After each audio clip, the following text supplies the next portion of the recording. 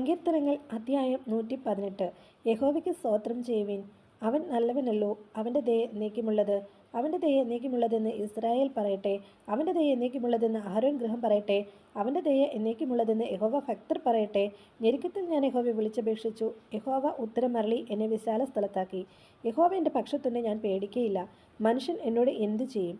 എന്നെ സഹായിക്കുന്നവരുടെ കൂടെ യഹോവ എൻ്റെ പക്ഷത്തുണ്ട്. ഞാൻ എന്നെ പകയ്ക്കുന്നവരെ കണ്ട് രസിക്കും. മനുഷ്യനിൽ ആശ്രയിക്കുന്നതിനേക്കാൾ യഹോവയിൽ ആശ്രയിക്കുന്നത് നല്ലത്. പ്രഭുക്കന്മാരിൽ ആശ്രയിക്കുന്നതിനേക്കാൾ യഹോവയിൽ ആശ്രയിക്കുന്നത് നല്ലത്. സകല ജാതികളും എന്നെ ചുറ്റിവളഞ്ഞു. യഹോവയുടെ നാമത്തിൽ ഞാൻ അവരെ ഛേദിച്ചു കളയും. അവർ എന്നെ വളഞ്ഞു, അതെ, അവർ എന്നെ വളഞ്ഞു. യഹോവയുടെ നാമത്തിൽ ഞാൻ അവരെ ഛേദിച്ചു കളയും. അവർ തേനീച്ച പോലെ എന്നെ ചുറ്റി വളഞ്ഞു, മുൾത്തീ പോലെ അവർ കെട്ടുപോയി. യഹോവയുടെ നാമത്തിൽ ഞാൻ അവരെ ഛേദിച്ചു കളയും. ഞാൻ വീഴുവാൻ തക്കവണ്ണം നീ എന്നെ തള്ളി, എങ്കിലും യഹോവ എന്നെ സഹായിച്ചു.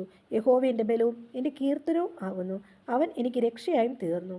ഉല്ലാസത്തിൻ്റെയും ജയത്തിൻ്റെയും ഘോഷം നീതിമാന്മാരുടെ കൂടാരങ്ങളിലുണ്ട്. യഹോവയുടെ വലങ്കൈ വീര്യം പ്രവർത്തിക്കുന്നു. യഹോവയുടെ വലങ്കൈ ഉയർന്നിരിക്കുന്നു. യഹോവയുടെ വലങ്കൈ വീര്യം പ്രവർത്തിക്കുന്നു. ഞാൻ മരിക്കയില്ല. ഞാൻ ജീവനോടെ ഇരുന്ന് യഹോവയുടെ പ്രവൃത്തികളെ വർണ്ണിക്കും.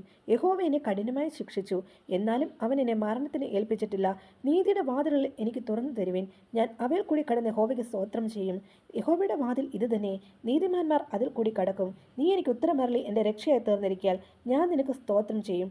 വീട് പണിയുന്നവർ തള്ളിക്കളഞ്ഞ കല്ല് മൂലക്കല്ലായി തീർന്നിരിക്കുന്നു. ഇത് യഹോവയിൽ സംഭവിച്ചു, നമ്മുടെ ദൃഷ്ടിയിൽ ആശ്ചര്യം ആയിരിക്കുന്നു. ഇത് യഹോവയുണ്ടാക്കിയ ദിവസം. ഇന്ന് നാം സന്തോഷിച്ച് ആനന്ദിക്കാം. യഹോവേ, ഞങ്ങളെ രക്ഷിക്കണമേ. യഹോവേ, ഞങ്ങൾക്ക് ശുഭത നൽകണമേ. യഹോവയുടെ നാമത്തിൽ വരുന്നവൻ വാഴ്ത്തപ്പെട്ടവൻ. ആമേൻ.